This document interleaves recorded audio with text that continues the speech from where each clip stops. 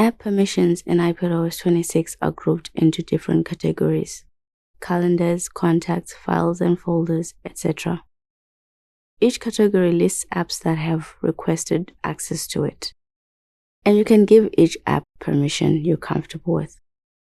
For the calendars, contacts, and photos categories, you have 3 permission options: none, limited, or full access. These range from no access at all to all the access the app requests. For photos,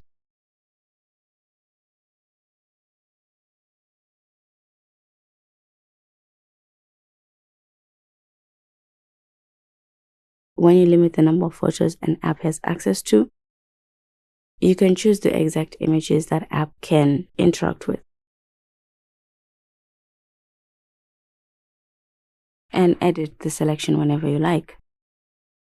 You can also do that for contacts as well. Other categories like files and folders, focus, and reminders have simpler options. You simply allow or deny apps access with the toggle icon. Other important categories are Bluetooth, camera, and microphone. If you see an app listed under these categories that doesn't need these features, switch it off.